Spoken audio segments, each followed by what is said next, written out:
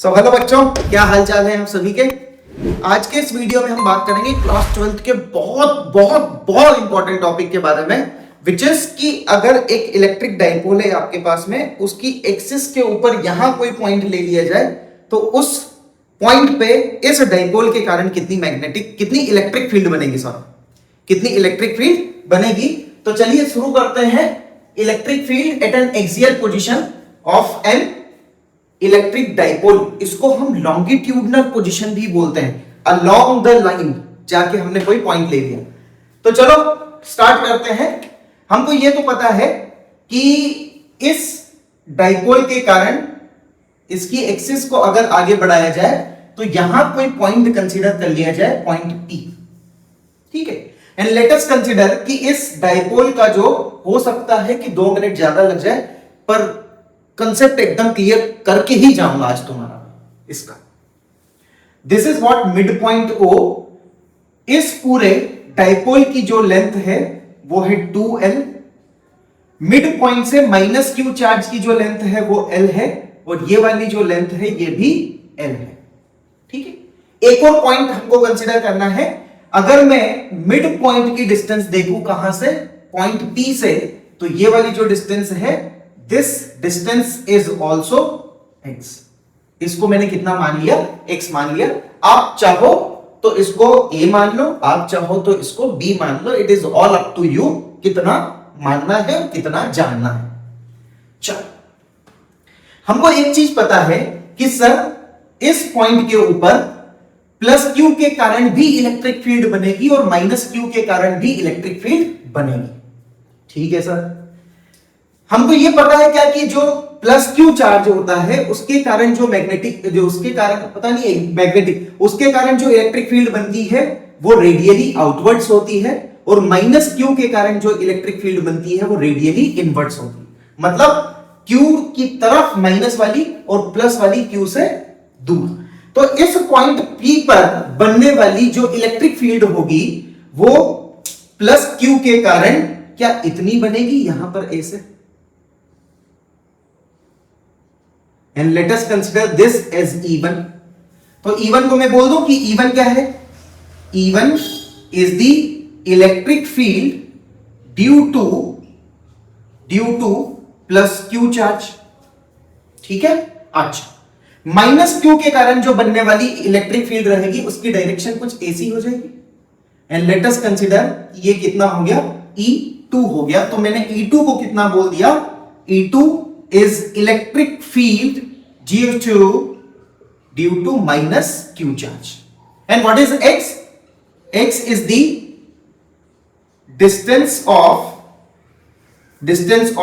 point P from the midpoint of dipole। midpoint of dipole। ठीक है, यहां तक कोई कंफ्यूजन क्या नहीं। अच्छा, क्या हमको ये भी पता है कि सर एक चार्ज के कारण किसी पॉइंट पर, किसी डिस्टेंस r पर हो तो वहां पर इलेक्ट्रिक फील्ड कितनी बनती है। तो हम ये बोल सकते हैं E is equal to 1/4 pi epsilon not into Q upon r square electric field बनती है। ठीक है, चलो, तो ये जो डिस्टेंस है r, ये कहां से है, this is the distance from charge. कहां से है ये चार्ज से है। तो हमको प्लस Q से इस पॉइंट की डिस्टेंस निकालनी पड़ेगी और माइनस Q से भी इस पॉइंट की डिस्टेंस निकालनी पड़ेगी। तो चलो देख लेते हैं फटाफट कितना है। मिड पॉइंट से लगा के यहां तक की जो डिस्टेंस है वो x है, यहां से लगा के यहां तक की जो डिस्टेंस L है। अगर इस L को हटा दिया जाए तो क्या मुझे ये वाली डिस्टेंस मिल जाएगी, कितनी, x माइनस L।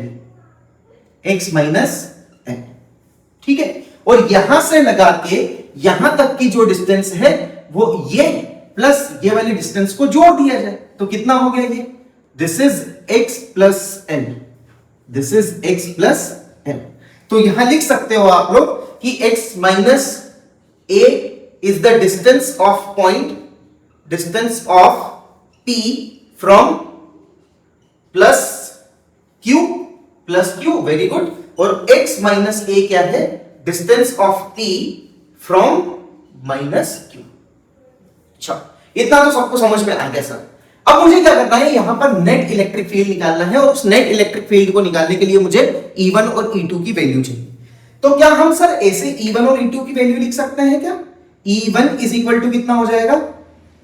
E1 के लिए अगर मैं सिर्फ मैग्नीट्यूड की बात करूं, डायरेक्शन की बात मैं बता दूंगा तुमको।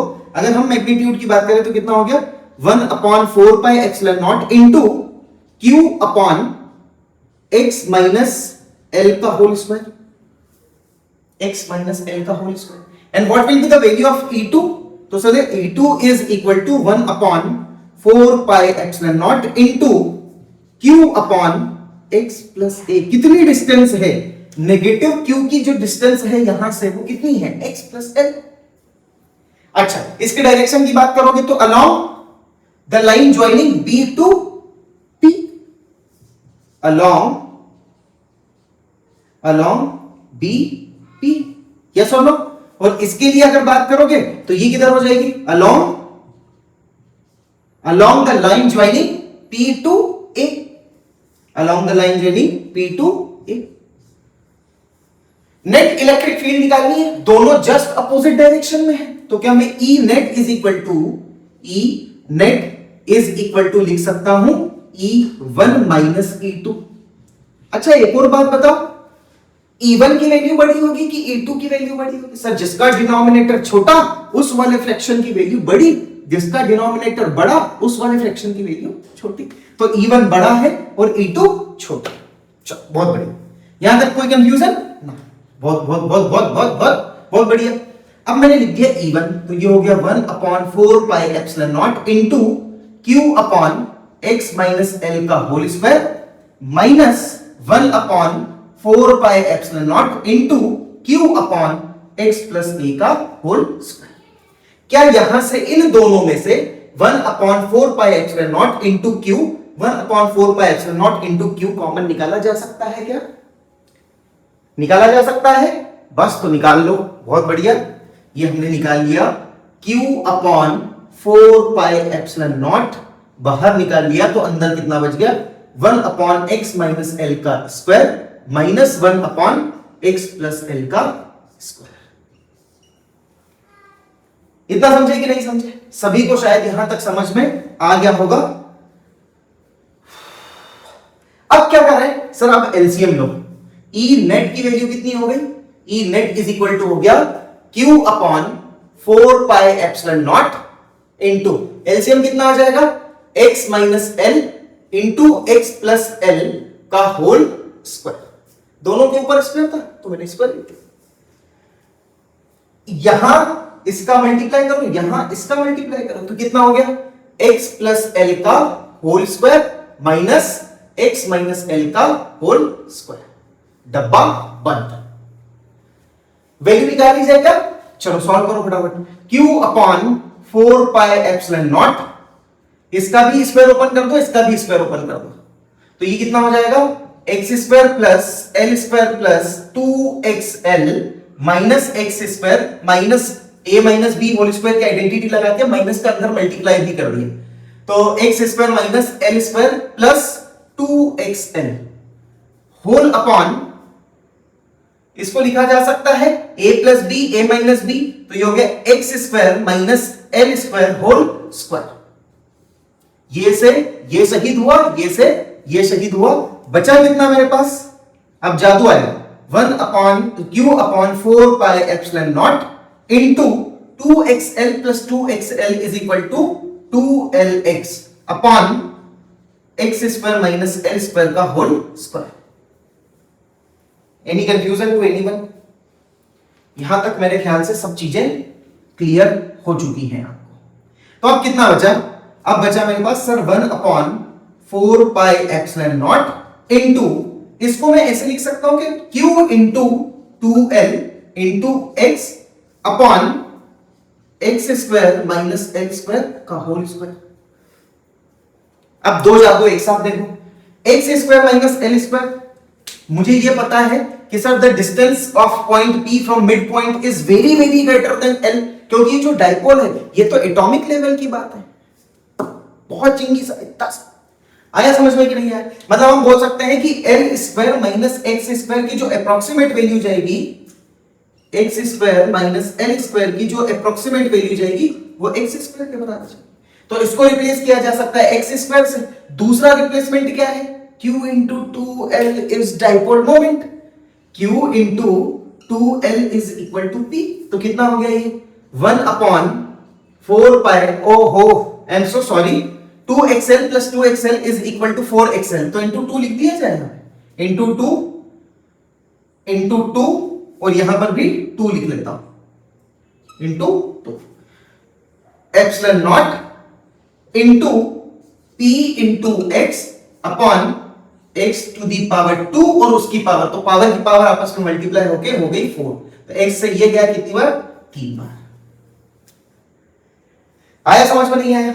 अच्छा, मेरे पास E नेट की वैल्यू फाइनल कितनी आ चुकी है? E net is equal to 1 upon 4 pi epsilon naught into 2p upon x cube is the value of electric field at point P present on the axis, axial point of the dipole. Sir इसकी कोई direction वगैरह भी होगी क्या? E net की direction भी होगी? तो हाँ बोले सर होगी। E1 की वैल्यू ज्यादा है, E2 की वैल्यू कम है, तो जो ई नेट की डायरेक्शन रहेगी वो ये रहेगी। This will be the direction of E net. तो ये बोल दूं कि सर डाइपोल की डायरेक्शन भी तो ऐसे ही होती है, माइनस क्यू से लगा के प्लस क्यू।